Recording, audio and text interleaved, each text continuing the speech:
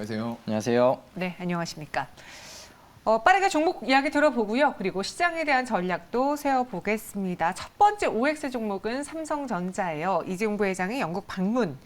이 ARM, 암 인수전에 뛰어드나라는 건데 뛰어들어서 이거를 갖게 되면 또 어떤 효과가 있는지 혹은 이 뛰어드는 것 자체가 삼성전자에게 모멘텀이 될 수 있는지 지금의 주가 분위기가 궁금합니다. 두 분의 의견 주시죠.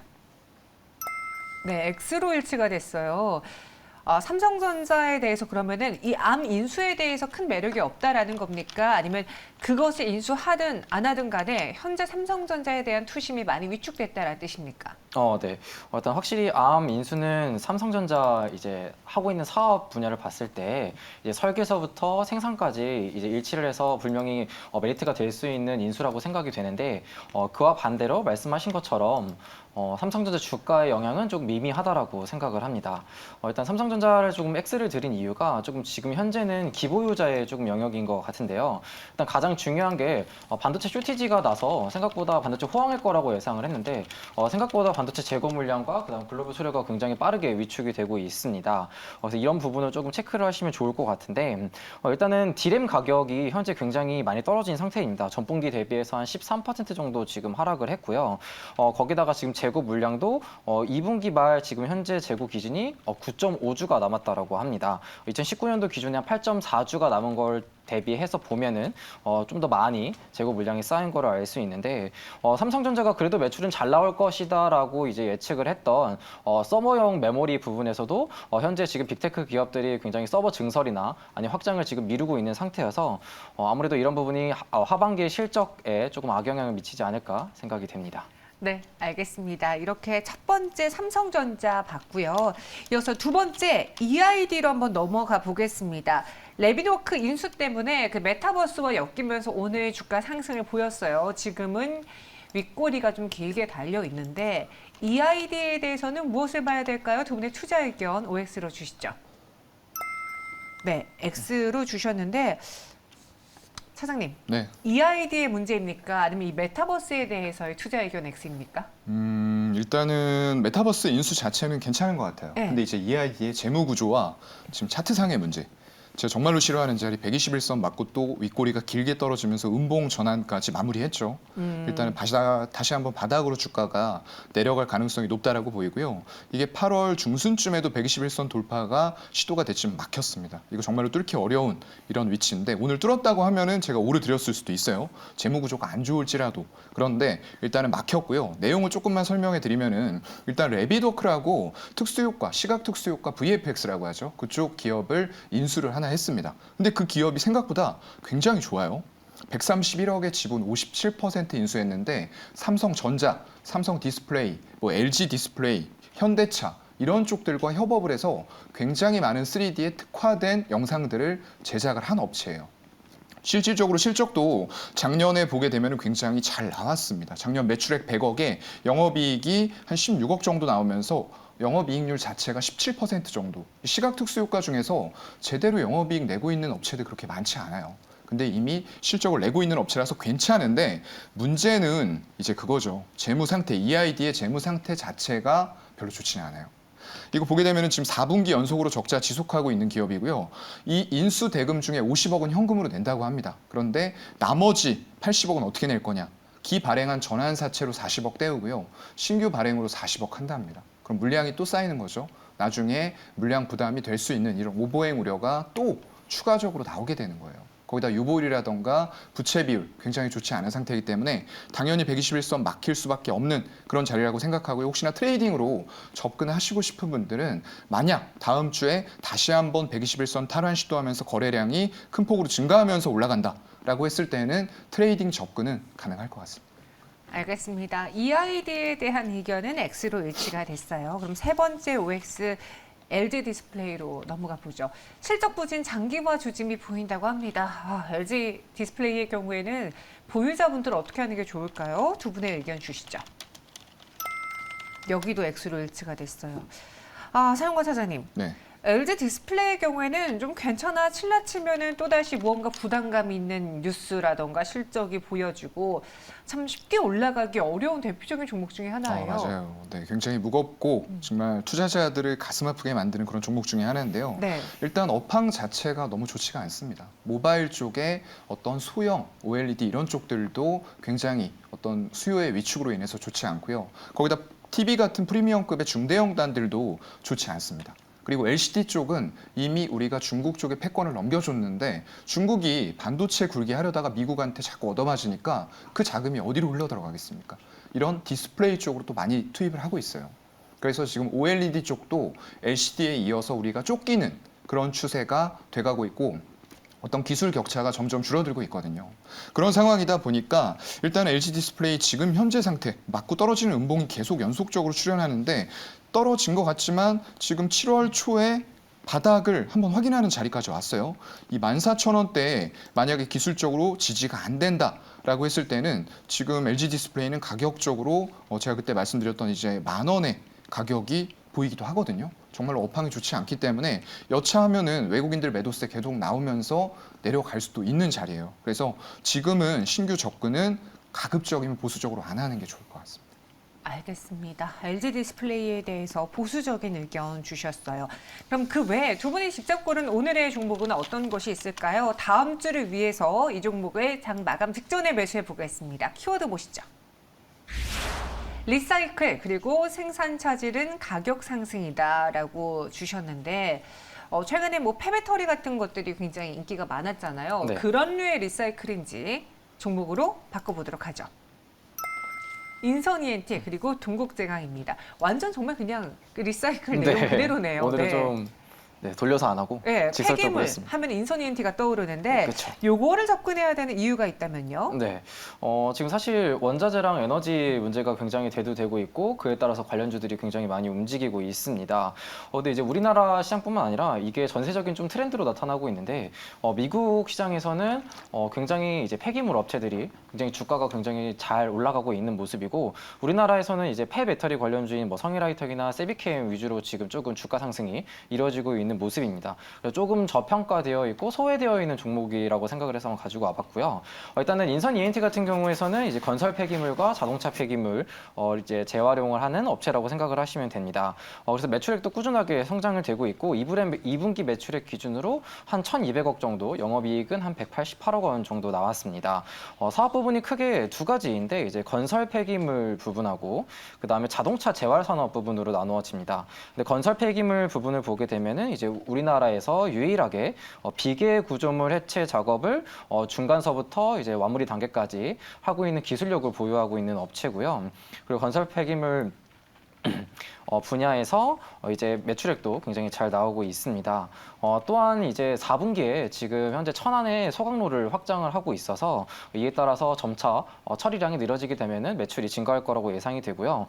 자동차 재활 산업군 경우에도 인선 모터스라는 자회사를 통해서 매출액이 나오고 있습니다. 현재 2분기에 한 200억 정도의 매출이 나오고 있는데 매년 한 5에서 8%씩 꾸준하게 성장하는 모습을 보이고 있습니다. 지금 현재 국내에서 운영하고 있는 폐차 시설로는 최대 규모로 운용을 하고 있고 또 중요한 거는 이제 인선 모터스가 새로운 산업을 시작을 하게 되는데 지금 그게 이제 전기차 폐배터리 사업을 신사업으로 확장을 한다라고 합니다.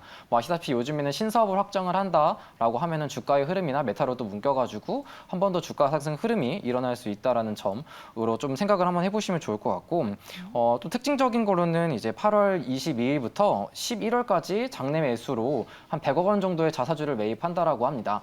분명히 회사에서는 자기 회사의 주가가 좀 저평가되어 있다라고 생각을 해서 꾸준하게 매입하는 전략이다 보니까 이런 부분도 가격 흐름에 좋은 영향이지 않을까 생각이 됩니다. 네, 가격 전략은요? 네, 지금 현재 한 1,450원 정도에서 거래가 되고 있는데 네. 한 8,000원 전부터 지지를 받으면서 우상향을 하고 있는 그림을 보이고 있습니다. 그래서 지금 차트를 조금 보게 되시면은 뭐 서울 지역의 폭우나 아니면 흰남노 때문에 중간중간에 봉이 튄 걸 볼 수 있는데 그거 외적으로도 지금 하방 지지선을 잘 지지를 하고 올라가는 모습을 보이고 있어서 일단은 현재가에서 매수를 조금 하시고 1차 매도는 한 11,500원, 2차는 한 14,000원까지 보고 손절가는 한 9,200원 정도로 생각을 하셔서 매도를 하시면 좋을 것 같습니다. 알겠습니다. 이번에는 사용관 차장의 종목입니다. 생산 차질은 곧 가격 상승을 의미한다. 동국제강. 오늘 뭐 철강주들이 많이 올라요. 그러니까요. 일단은 포스코 아무래도 국내 최대 철강 생산 기업이다 보니까 네. 이 침수로 인한 피해가 굉장히 좀 크게 영향을 줄 수밖에 없는 그런 상태라고 보이고요. 일단 오늘 기관 쪽에서는 수급이 계속적으로 좀 강하게 들어오고 있을 것 같아요. 그런데 일단 외국인들의 일부 차익 실현 때문에 긴 윗꼬리가 또 시장도 좋지 않다 보니까 달리고는 있는데 글쎄요, 저는 이런 자리를 원래 좋아하진 않아요. 그런데 워낙에 수급이 단기간에 지금 투신 연기금 사모펀드 쪽에서 강하게 외국인의 물량까지 받으면서 들어오고 있는 형태에다가 오늘까지 산다라고 했을 때는 충분히 이런 종목은 아직까지 사볼 만하다라고 생각이 들고요. 일단 포스코가 지금 전체 철강에서 점유하고 있는 비율, 특히나 자동차 쪽은 별로 문제가 없을 것 같아요. 그런데 이 포항제철소가 아닌 광양제철소 대량 생산하고 있는 자동차 강판은 괜찮은데 아무래도 선박 쪽 관련된 후판 비중이 이쪽에서 생산하는 게 한 40% 정도를 국내 점유율로 가져가고 있습니다. 그렇다 보니까 지금 조선업계는 좀 큰일 났죠. 가뜩이나 계속적으로 올라왔던 후판 가격, 전체 원가, 선박 건조할 때 원가 20%를 차지하는 비용이 더 올라갈 수 있다라는 위기감이 들고 있는 거고요. 오히려 동국제강이라던가 현대제철 이런 쪽들은 가격 상승으로 이어질 수 있는데 다만 캐파가 한정돼 있는 게 아쉽다라고 얘기를 할 수밖에 없는 그런 상황이에요. 일단 피해 정상화에 한 6개월 정도가 최대 소요될 수도 있다라고 정부는 판단을 좀 하고 있는 것 같고요. 이게 얼마나 빠르게 되느냐에 따라서 그리고 포스코에서 보유하고 있는 재고 자산을 얼마나 가지고 있느냐 이것도 좀 중요할 것 같아요. 그래서 대안이 아주 없는 건 아닙니다. 포항에서 제작한 반제품을 광양으로 옮겨서 거기에서 완벽한 제품을 생산하면 된다라고 얘기하는 분들도 있는데 그런 부분들은 운송비라던가 여러 가지 원가 부담들이 있기 때문에 일단은 지금은 동국제강, 현대제철이 수혜를 받을 수 있는 건 맞다라고 보이고요. 거기다 철스크랩 가격 반등 그리고 봉형광류의 업황 개선까지 본다라고 했을 때에는 일단 121선 오늘 막혀서 딱 막혀 있는 자리까지 왔어요. 15,300원이네요. 그런데 한 5일선 정도까지 다음 주에 추가 하락이 있다라고 했을 때는 14,500원 정도 되거든요. 거기까지 열어놓고 분할 매수하신 다음에 목표가 18,000원 정도 잡고 좀 가봐도 되지 않을까 싶습니다. 알겠습니다. 이렇게 마감회사의 두 가지 종목에 대해서도 살펴봤고요. 수급도 한번 볼게요. 참 이번 주에도 원달러 환율이 문제였습니다. 뭐 1,400원이 나타나는 거는 시간 문제다라는 정도로 이게 설마 되겠어 하다가 되겠네라고 인식이 좀 많이 바뀐 상황이거든요. 여기서 외국인 투자자들의 매수 매도 대표적인 종목을 정리해 보자면 어떤 게 있을까요? 네. 일단은 오늘 업종별로 조금 보게 되면은 외국인은 전기전자, 그다음 화학 업종을 조금 매도하는 움직임을 보였고요. 매수하는 쪽으로는 이제 운송 장비 쪽을 많이 매수했습니다. 조금 특징적인 기업으로 한번 해보면은 매수 상위 종목 같은 경우에는 한 참 엔지니어링 종목이 현재 5거래 연속으로 매수가 조금 들어오고 있습니다. 이 업체는 이제 폴더블 또는 롤러블 디스플레이에 리페어하는 회사인데 이 회사의 이제 비용적인 측면에 이 회사가 이제 자회사로 참저축은행이라는 금융사업부를 가지고 있는데 한빛대부에서 우회 상장을 한다라는 이슈로 인해서 매수가 조금 들어오고 있습니다. 그다음 두 번째로는 이제 현대로템, 이제 K2 전차 관련해가지고 수주를 받아서 굉장히 이제 알려진 방산 업체이죠. 이 회사 같은 경우에는 이제 2차 수주까지 계획이 되면서 이슈가 되고 있습니다. 현재 노르웨이랑 이집트 향으로도 K2 전차가 수출될 거라는 이슈가 나오고 있는데 이렇게 되게 되면은 하반기 매출액도 증가를 할 것이고 그다음 방산 애프터마켓 관련해서도 추가적인 매출이 나올 것이라고 예상을 해서 조정 매물 후에 외국인들이 꾸준하게 매수를 하고 있는 종목입니다. 매도 종목으로는 현대제철인데 3거래 연속으로 매도가 나오고 있습니다. 현재 지금 9월 5일부터 7일 동안 하루만 빼고 지금 계속 매도가 나오고 있는데 일단은 포스코가 이번에 태풍의 영향으로 심수가 되면서 반짝 수혜주로 이슈가 됐었습니다. 이제 그와 관련해가지고 수혜주를 입었다가 지금 현재 조금씩 차익 매물이 실현을 하고 있는 중이라고 생각이 되고요. 그 다음으로 두산에너빌리티 같은 경우에는 현재 10거래 연속으로 매도가 나오고 있습니다. 마찬가지로 상승분 대비해가지고 일정 부분 차익 매물을 실현하는 거라고 생각이 되는데 조금 짚어볼 이슈로는 현재 30일 날에 두산에너빌리티 지분의 4.5%를 매각을 했습니다. 그래서 장 외에 6천억 원 정도를 매도를 했는데 이에 따라서 외국인도 지금 현재 그 매도를 하고 있다라고 생각을 하고요. 하지만 이제 두산 에너비 같은 경우에 현재 탈원전에서 지금 친환경으로 조금 대두가 되고 있는 원전 사업 관련해서 이제 SMR이나 아니면은 유럽 쪽으로 굉장히 이런 부분도 많이 소형 원전 쪽 경제적으로 많이 하고 있기 때문에 이런 부분을 조금 눈여겨보시면 좋을 것 같습니다. 네, 알겠습니다. 이번에는 기관 쪽의 수급도 한번 볼게요. 사연과 차장님, 매도 대표 종목 뭐가 있을까요? 글쎄요. 참 오늘 매수하는 종목들이 많지는 않은데 그래도 굳이 찾아보자고 하면 기관 쪽에서는 오늘 SMCNC, 이제 라이크 기획이 종료된다, 계약 종료된다 이런 소식들에 SM 같은 경우에는 좀 파는 모습들이 나왔어요. 그런데 SM, CNC 이런 쪽들은 오히려 매수세가 좀 유입되는 모습들이 나오고 있고요. 거기다 밑으로는 이제 오랜만에 정말로 미용 의료기기 이런 쪽들 관심 가지라고 말씀드렸는데 클래시스 오늘 외국인 기관이 좀 강하게 매수하면서 이런 시장에서 강한 장대 양봉이 나왔습니다. 그 밑으로 이제 아이폰 또 수혜주인 BH도 많이 매수를 하고 있고요. 조성 기자재에다가 로봇 감속기 자회사까지 있는 KPF 이런 기업들도 매수세가 들어오고 있어요. 오랜만에 이제 전해 기업을 인수한 동아 기업도 최근에 좀 주가 흐름이 수급상으로 굉장히 좋은 모습들 나타나고 있고요. 매도하는 종목들 살펴보면은 SM 역시나 이제 SMCNC와는 다른 모습이 펼쳐지고 있어요. 그러면서 음봉의 윗꼬리가 나오고 있는데 한 20만 주 정도의 매도세가 나온 것으로 추정되고요. 아마 종가상으로는 더 많이 매도했을 것 같아요. 거기다 코닉 오토메이션도 8만 주 이상, 레이크 머티리얼즈에 대해서 한 8만 주 정도의 매도가 나왔네요. 그런데 이거는 이제 태양광 쪽에서 별로 반도체 소재와 걱정할 이유가 없는 게 외국인들이 레이크 머티리얼즈 2시 반 기준으로 30만 주 이상 매수하고 있습니다. 그러면 기관과 개인들이 매도하는 거 다 받아가고 있다라는 그런 부분들이겠죠.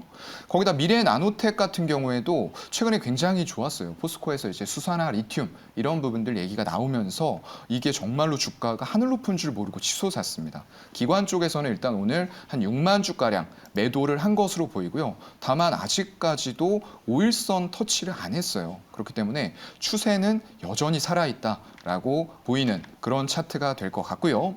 그 밑으로 또 매도한 종목들 보게 되면 JYP 엔터도 한 4만 주 정도 매도했어요.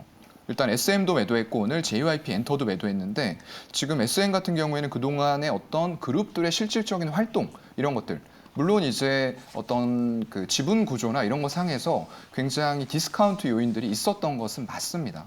그런데 어떤 정말로 아이돌들이 활동하고 있는 그리고 활동 가능한 팀수를 봤을 때에는 JYP 엔터에 이 정도로 뒤지는 게 맞나라는 생각이 좀 들기는 했었거든요. 이번에 정말로 이제 지분 구조의 탈피를 통해서 주가가 다시 한번 회복할 수 있었으면 좋겠고요. 파트론 같은 경우에도 좀 매도가 많이 나왔네요. 3만 5천 주 정도 매도가 나왔고요. 태양광 장비인 에이프로는 또 매수, 그다음에 태광같이 기자재 관련된 종목들도 오늘은 소폭 매도가 나오면서 성광밴드, 태광 둘 다 매도세가 있었습니다. 하지만 이런 종목들은 우리가 눌림목을 공략을 또 다음 주에는 해야 되겠죠. 알겠습니다. 이렇게 양시장에서 기관 외국인의 매수 매도 종목 봤고요. 마지막 동시효과 구간 분위기 보시면요. 코스피는 0.66%의 하락을 보여주고 있습니다. 막판에 삼성전자를 포함해서 대형주들의 낙폭 축소가 코스피 지수에 좀 보탬이 되고 있고 반면에 코스닥은 아직 낙폭을 줄이지 못했습니다. 1.47% 하락하면서 769.91포인트 지납니다. 원달러 환율은 현재 1388원 90전 지납니다. 마감 동시효과 함께 하셨습니다.